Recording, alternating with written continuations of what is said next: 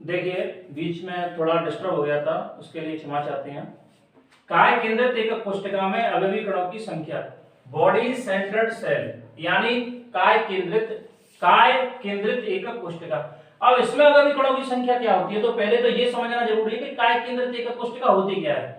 तो ये हम पढ़ चुके हैं कि जब एकक कोशिका के कोनों के अलावा अवयवी कण उसके केंद्र में भी उपस्थित हों, यानी कोनों पर तो उपस्थित हो ही कण, उसके साथ ही साथ में एक अवयवी कण उसके केंद्र में भी उपस्थित हो, तो इस प्रकार की एकक कोशिका को हम बोलते हैं बीसीसी यानी काय केंद्रित एकक कोशिका। थोड़ी देर पहले हमने पढ़ा था कि जो सरल एकक कोशिका होती है या जो मूल एकक कोशिका होती है, उसके अंदर जो अवयवी कण होते हैं वो उसके केवल कोनों पर उपस्थित होते हैं, केवल कोनों पर उपस्थित होते हैं। तो इसके अंदर जो हमने अवयवी कणों की संख्या निकाली थी वो कितनी आई थी, प्रत्येक कण का हिस्सा 1/8, कुल कण कितनी है 8, तो एक कण का हिस्सा इंटू 8 तो बराबर एक कण। एकक कोशिका के अंदर अवयवी कणों की संख्या 1 निकाली थी, सेम टू सेम इसमें भी। ये देखो, इसको हटाओ एक बार के लिए, इसको हटाओ, तो इसके अंदर प्रत्येक कण का हिस्सा कोनों पर 1/8, कुल कण कितने हैं 8, तो कोनों पर उपस्थित अवयवी कणों की संख्या 1। कोनों पर उपस्थित मैं लिख देता हूं यहां पर, कोनों पर उपस्थित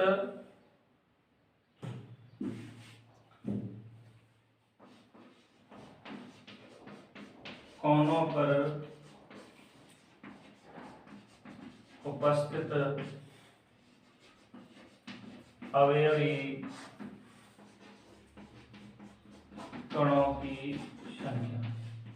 यहां देखिए आप, जो कोने हैं उन कोनों पर उपस्थित अवयवी कणों की संख्या 1 आई, बता दिया, क्योंकि प्रत्येक कण का जो हिस्सा होता है वो 1/8 होता है, कुल कण इसमें 8 है, तो 8 के हिसाब से एक अवयवी कण इसके अंदर आ गया। अब देखिए आप कि जो बीसीसी होती है उसमें एक जो कण होता है बिल्कुल मध्य में होता है।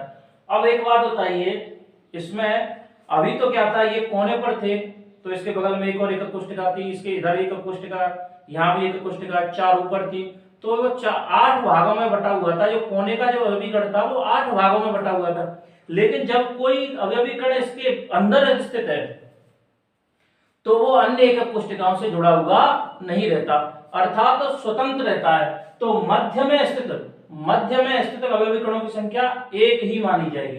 कितनी मानी जाएगी, मध्य में स्थित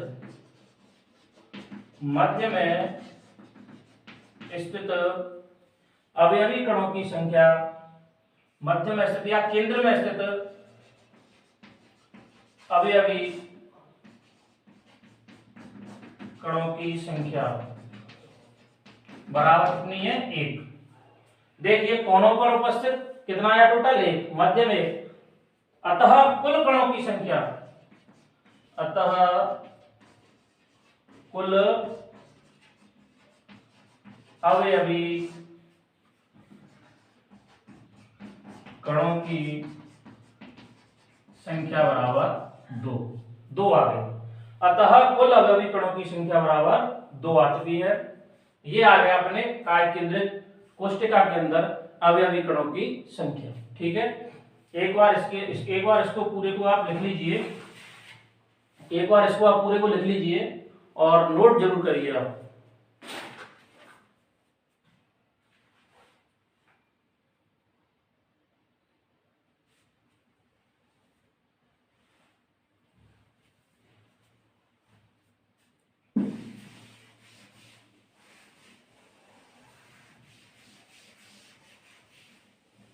अब काय केंद्रित के बाद नंबर आता है फलक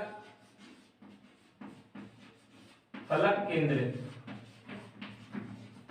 नाम से पता चल रहा है FCC, face centred cell, FCC face centred cell.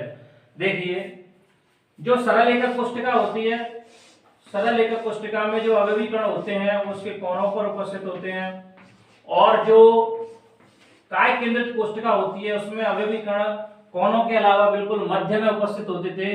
लेकिन फलक केंद्रित के अंदर जो अवयवी कण होते हैं वो उसके फलकों पर भी उपस्थित होते हैं। एक फलक, दूसरा फलक, तीसरा फलक, चौथा फलक, पांचवा और छठवां, 6 फलक होते हैं।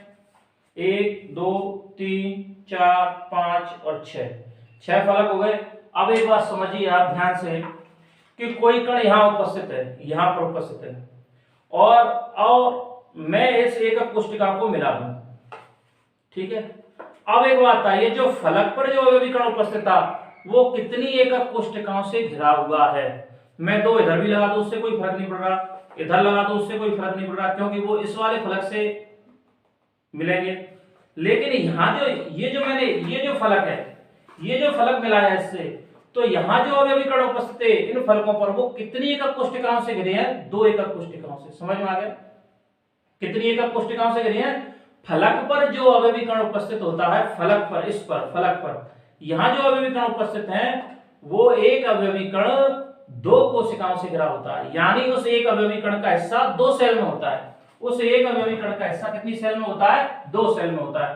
तो पहले तो ये देखिए कि सरल एकक कोशिका है, बिल्कुल कोनों पर उपस्थित अवयवी कणों की संख्या एक ही आएगी, क्योंकि कोने ही देखेंगे सबसे पहले हम।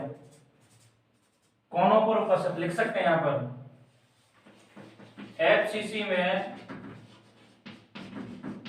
कोनों पर उपस्थित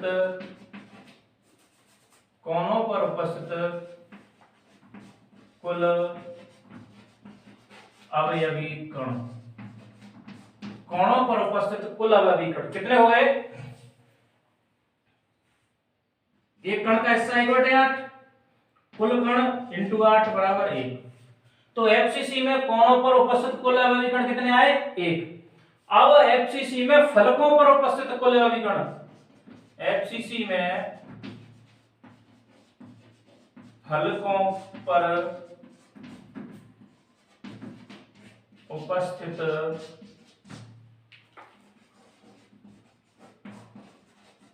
कुल अवयवी कण।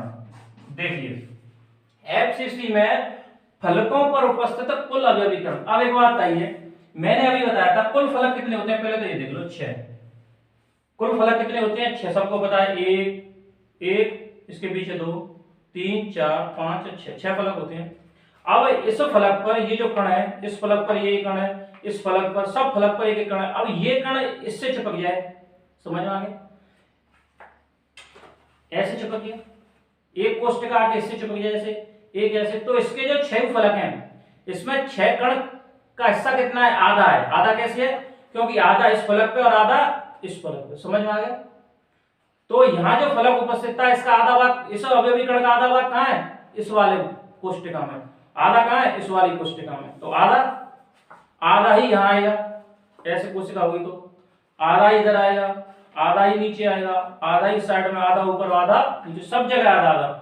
यानी फलक पर जो अवयवी कण होता है उसका हिस्सा प्रत्येक कोष्टिका में आधा होता है, और जो कोनों पर उपस्थित होता है उसका 1/8 भाग इसके अंदर होता है। क्योंकि कोने कितने होते हैं? 8। तो 8 से घिरे रहते हैं। 1 2 3 4 5 6 7 8 कोशिकाओं से घिरे रहते हैं, और फलक 2 से, केवल 2 से।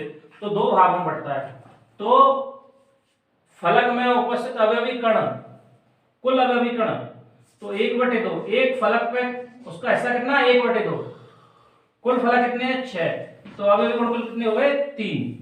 कुल कितने अवयवी कण हो गए? 3। इस प्रकार एफसीसी में कुल अवयवी कणों की संख्या, एफसीसी में कुल अवयवी कणों की संख्या। इनको आप नोट जरूर करिए अपनी नोटबुक में, बिल्कुल ऐसे के ऐसे लिखिए जिससे समझ में आए। फलकों पर उपस्थित कुल अवयवी कण 1/2, यानी एक फलक पे जो अवयवी कण उपस्थित होता है उसका आधा हिस्सा एक कोष्टिका में होता है, आधा दूसरी में होता है। तो जो एक कोष्टिका में यहां उपस्थित है इसका आधा भाग, तो आधा ये, आधा ये, आधा ये, आधा ये, आधा ये और आधा ये, आगे पीछे का दोनों मैंने ऐसे लिख दिए हैं। तो 1/2 फलक कितने इंटू 6, तो 6 फलकों पर 6 अवयवी कण, यानी कुल 3। इस प्रकार पूरी एफसीसी के अंदर अवयवी कणों की संख्या आएगी आपके पास 4। समझ में आ गया होगा? अब एफसीसी के बाद अंत्य केंद्रित, एफसीसी के बाद आता है अंत्य केंद्रित।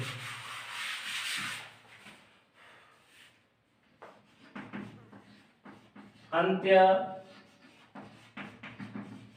केंद्रित एकक कोष्ठिका में अवयवी कणों की संख्या। देखिए अंत्य केंद्रित एकक कोष्ठिका क्या होती है, ये आपको पहले पता है कि किसी एकक कोष्ठिका के कोनों पर तो कण उपस्थित हो ही, साथ में किसी एक फलक पर आमने सामने उपस्थित हो, या तो इस फलक पर या ऊपर नीचे वाले पर या आमने सामने वाले, यानी कोनों के अलावा केवल एक आमने सामने के फलकों पर यदि अवयवी कण उपस्थित होते हैं तो उस प्रकार की हम कोष्ठिका को बोलते हैं अंत्य केंद्रित एकक कोष्ठिका। देखिए सेम टू सेम चलेगी कहानी। ECC end centred cell, ECC लिख सकते हैं। ईसीसी में कोनों पर उपस्थित अवयवी कण बराबर 1/8 × 8 बराबर 1। बिल्कुल सही है। कोनों पर एक का हिस्सा 1/8, 8 कण है तो कुल कण कितने आ गए कोनों पर? 1। अब इसके फलकों पर कितने हैं? 2। सीधी सी बात है, कुल 2 कण उपस्थित हैं, लेकिन इस फलक पर उपस्थित इस कण का हिस्सा इसमें कितना है? 1/2। अभी बताया था फलकों पर उपस्थित जो अवयवी कण होता है उसका हिस्सा उस कोष्ठिका के अंदर 1/2 होता है, क्योंकि आधा भाग, आधा देखो, आधा इस एकक कोष्ठिका में, आधा भाग इस एकक कोष्ठिका में, यानी इसमें तो केवल आधा ही है, आधा इसका आधा इसका, कुल कितने हो गए ये अवयवी कण मिलके? आधे आधे 1। ठीक है, लिख सकते हैं ईसीसी में आमने सामने के फलकों पर उपस्थित अवयवी कण कितने हो गए? 1/2, 1/2, इसका हिस्सा 1/2, इसका भी हिस्सा 1/2, लेकिन कुल कण कितने हैं? 1/2 × 2, यानी 1/2 1/2 हिस्सा वाले कुल कितने कण है? 2 ही तो है, एक ये और एक ये, 1/2 × 2 बराबर 1। समझ में आ गया? 1/8 हिस्सा वाले कितने हैं? 8, तो ये आ गया, समझ में आ गया होगा। ईसीसी के अंदर कुल अवयवी कण कितने हो गए? अब 2। ईसीसी में कुल अवयवी कण बराबर हो गए 1 + 1 = 2, एक ये और एक ये। समझ में आ गया? एक बार के लिए मैं फिर पूरे को रिवाइज कर देता हूं, एक ही जगह लिख देता हूं। वीडियो को आप रोक कर स्टॉप करके पूरे को एक बार लिख सकते हैं, पूरे को उतार लें, क्योंकि बिना नोटबुक में लिखे हुए आपको कोई भी चीज याद नहीं होने वाली। केवल YouTube पे वीडियो देखने से काम नहीं चलेगा। एक बार फिर समझिए, कौन कौन सी बताई थी? सरल एकक कोष्ठिका, एससीसी सिंपल क्यूबिक सेल, दूसरी बीसीसी, तीसरी एफसीसी, चौथी ईसीसी।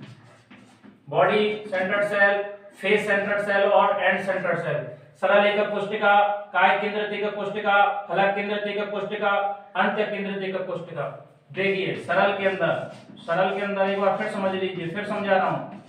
8 कोनों पर उपस्थित हैं, एक कण का हिस्सा 1/8, एक कण का हिस्सा 1/8, कुल कण कितने? एक कण का हिस्सा इस पूरी कोष्ठिका में 1/8, कुल कण कितने? 1/8 × 8 बराबर 1। अतः एससीसी के अंदर अवयवी कणों की संख्या 1। बीसीसी में क्या होता था?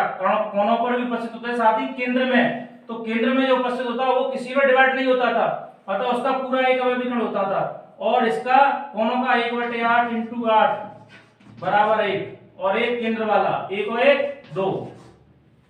एफसीसी के अंदर क्या होता था? फलकों पर उपस्थित थे, कुल फलक कितने? इस फलक पर उपस्थित अवयवी कणों का हिस्सा इस कोष्ठिका के अंदर 1/2, क्योंकि आधा इस फलक में, आधा बगल वाली कोष्ठिका के फलक में, तो 1/2। कुल फलक कितने हैं? 6।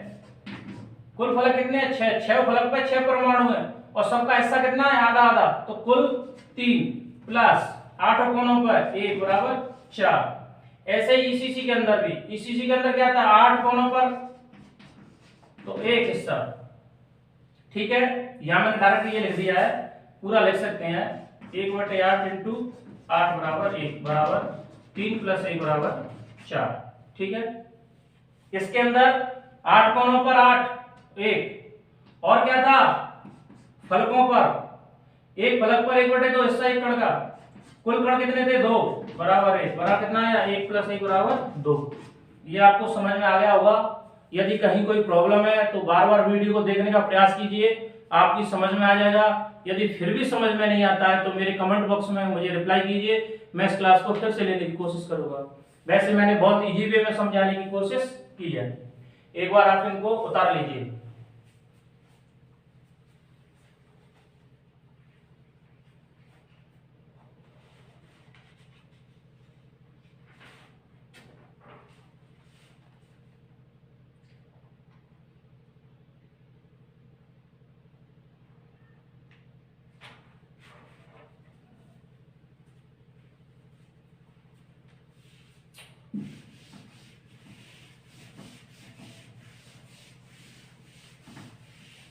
अब हम पढ़ते हैं निबिड़ संकुलन। अब हम पढ़ते हैं ठोसों में निबिड़ संकुलन। ठोसों में निबिड़ संकुलन। देखिए निबिड़ संकुलन क्या होता है। संकुलन, देखिए निबिड़ और संकुलन ये क्या होते हैं। संकुलन, निबिड़ संकुलन का मतलब होता है जैसे आपने किसी बर्तन के अंदर जब आटा डालते हैं, आटा, तो आटा डालने के बाद जब हम उस आटे को दबाते हैं, हम क्या करते हैं कि उस बर्तन के अंदर आटा अधिक से अधिक संख्या में आए, अधिक से अधिक मात्रा में आए, सॉरी मात्रा बोलेंगे, संख्या नहीं बोल सकते, उस आटे की मात्रा उस बर्तन में अधिक से अधिक मात्रा में आए तो हम उसको दबाने का प्रयास करते हैं ताकि रिक्त स्थान कम रहे। क्या कम रहे? रिक्त स्थान। इस जब रिक्त स्थान कम रहेगा तो उसकी मात्रा अधिक आएगी। इसी प्रकार ठोसों में भी यही होता है कि जो अवयवी कण होते हैं वो ऐसा प्रयास करते हैं, ठोसों के अंदर जो अवयवी कण होते हैं वो भी ऐसा प्रयास करते हैं कि उनके मध्य में रिक्त स्थान बहुत कम रहे और अधिक से अधिक मात्रा, अधिक से अधिक संख्या, अधिक से अधिक वो स्थान जो घेरे हैं वो अवयवी कण घेरे। जैसे जैसे ये इस प्रकार की व्यवस्था है, मान के चलो कोई, तो ऐसे दो प्रकार की व्यवस्था बन सकती है, कैसे बन सकती है, दूसरी ऐसे बन सकती है, गोला के नीचे गोला। तो आप देखेंगे कि हर स्थिति अलग अलग होती है, हर स्थिति क्या होती है, अलग अलग होती है। अर्थात प्रत्येक क्रिस्टल ये चाहता है कि वो कम से कम स्थान घेरे, उसी व्यवस्था को हम बोलते हैं निबिड़ संकुलन। यानी प्रत्येक कोशिका के अंदर प्रत्येक अवयवी कण ये चाहता है कि वह कम से कम रिक्त स्थान छोड़े। लिख सकते हैं ठोसों में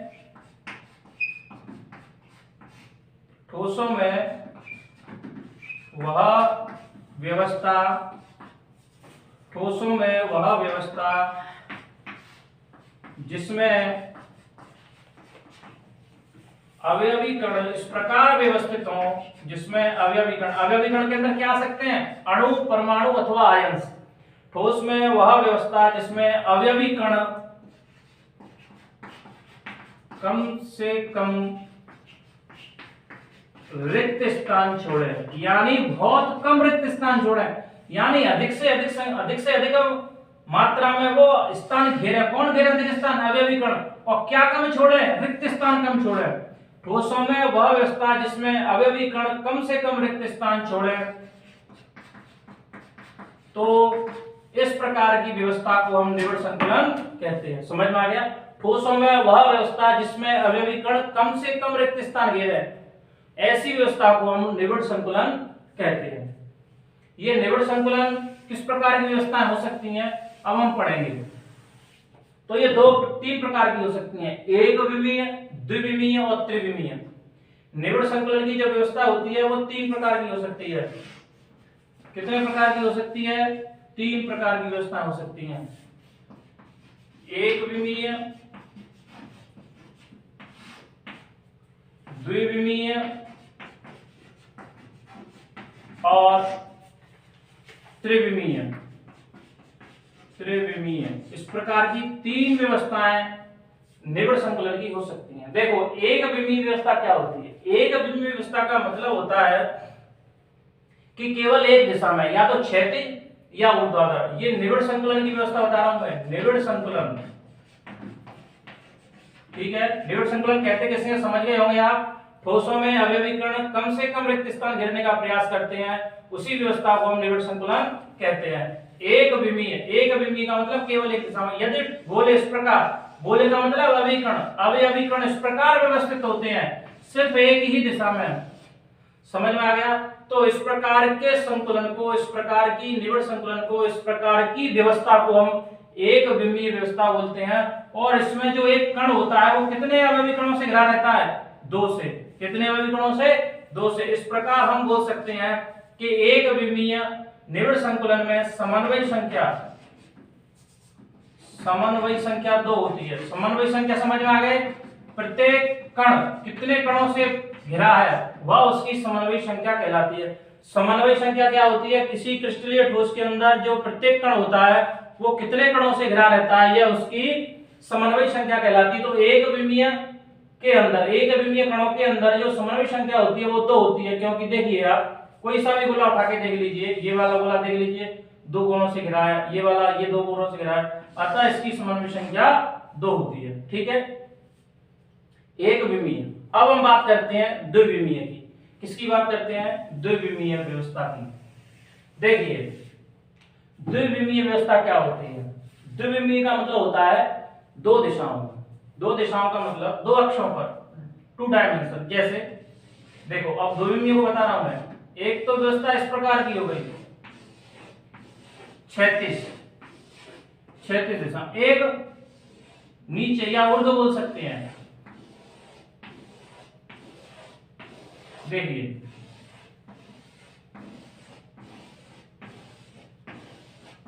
समझ में आ रहा है? एक हम इस प्रकार की व्यवस्था भी लिख सकते हैं जिसे हम द्विविमीय व्यवस्था बोलते हैं। कौन सी व्यवस्था बोलते हैं? द्विविमीय व्यवस्था। कौन सी व्यवस्था बोलते हैं? द्विविमीय व्यवस्था। अच्छा अब हम इसके देखो कोई सा भी गोला ले लीजिए, बीच के गोले ये वाले ले लीजिए, देखिए ये वाले ले लीजिए, इनके केंद्रों को यदि तुम मिलाओ, केंद्रों को मिला दो तो क्या प्राप्त हो रहा है? एक वर्ग प्राप्त हो रहा है। एक वर्ग प्राप्त हो रहा है। क्या थोड़ा सा टेढ़ा हो गया? वर्ग का मतलब 90 डिग्री का कोण भी होता है प्रत्येक कोने पर, तो वर्ग प्राप्त होता है। तो इस प्रकार के द्विविमीय संकुलन को हम वर्गीय निविड़ संकुलन भी बोल सकते हैं।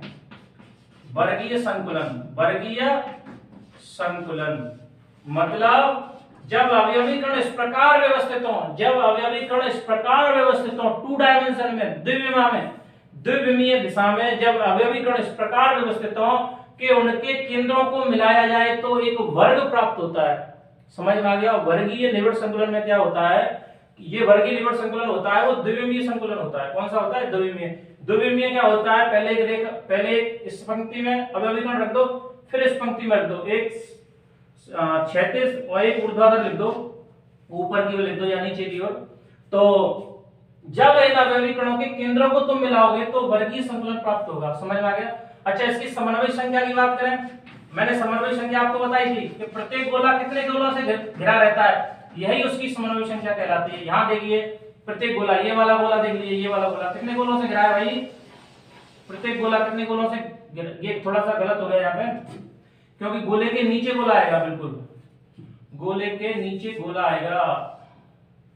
मैं फिर बना देता हूं, वैसे यहाँ तो थोड़ा सा एक बार फिर बना देता हूं, बिल्कुल गोले के नीचे गोला आएगा।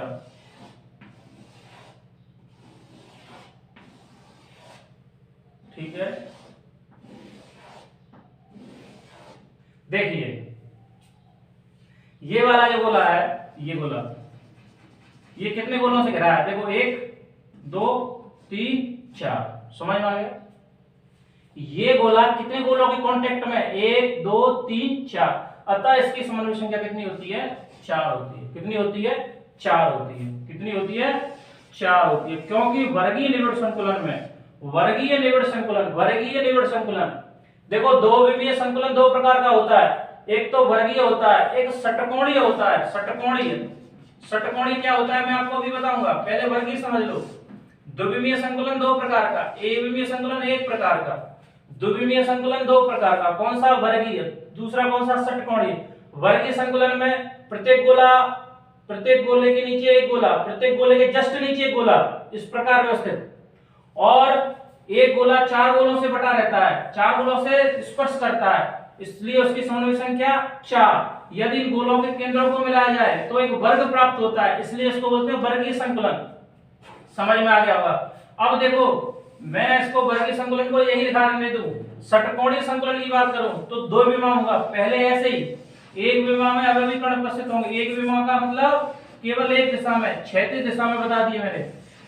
अब इसके नीचे अवयवी कण इस प्रकार व्यवस्थित करें कि ऐसे व्यवस्थित करें, देखो बिल्कुल ठीक नीचे नहीं कर रहा, मैं ठीक नीचे नहीं कर रहा, वहां कर रहा हूं जहां दोनों के बीच में गैप है, इन दोनों गोलों के बीच में जो गैप है वहां व्यवस्थित की है मैंने। अब इस प्रकार की व्यवस्था में और इस प्रकार की व्यवस्था में अंतर दिख रहा होगा आपको, समझ में आ रहा है क्या? बिल्कुल आ रहा होगा समझ में। यानी इस प्रकार की व्यवस्था में रिक्तियां कम रहने की संभावना, इसमें रिक्त स्थान अधिक रहने की संभावना है। अब इसमें देखिए आप, इसमें यदि इस गोलों के केंद्रों को मिलाया जाए तो हमें कैसी व्यवस्था प्राप्त होती है? षटकोणीय। कैसी व्यवस्था प्राप्त होती है? षटभुजीय, षटकोणीय, 1 2 3 4 5 6, इसलिए इसको बोलते हैं षटकोणीय व्यवस्था। कौन सी व्यवस्था? षटकोणीय संकुलन। और इसमें जो प्रत्येक अवयवी कण होता है वो 6 कणों से घिरा रहता है। देखो 1 2 3 4 5 6, अतः षटकोणीय संकुलन में प्रत्येक कण की या षटकोणीय समन्वय में प्रत्येक अवयव की जो समन्वय संख्या होती है वो 6 होती है और वर्ग के अंदर 4 होती है। वर्गीय संकुलन द्विविमीय संकुलन है, षटकोणीय भी द्विविमीय है, दोनों की व्यवस्थाओं में अंतर क्या है आपके सामने है। इसमें समन्वय संख्या 6, इसके अंदर 4, अवयवी कणों के केंद्रों को मिलाया जाए तो वर्गीय संकुलन, अवयवी कणों के केंद्रों को मिलाया जाए तो षटकोणीय संकुलन प्राप्त होता है। लिख लीजिए एक बार।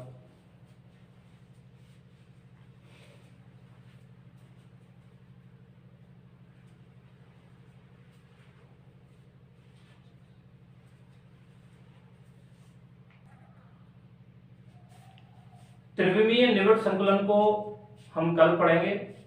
आज के लिए इतना ही। आपको मेरी क्लास कैसी लगी कमेंट बॉक्स में जरूर बताइए, और जो भी नए स्टूडेंट इससे जुड़ रहे हैं वो प्लीज इस चैनल को सब्सक्राइब कीजिए, वीडियो को लाइक और शेयर कीजिए। यदि आपको कहीं कोई समस्या दिखती है, कहीं कोई प्रॉब्लम आ रही है तो मेरे कमेंट बॉक्स में जाके मुझे जरूर बताइए, या मैं अपना इसमें कॉन्टैक्ट नंबर डाल दूंगा डिस्क्रिप्शन बॉक्स में, तो आप मुझे संपर्क भी कर सकते हैं। इतना ही। जय हिंद, जय भारत।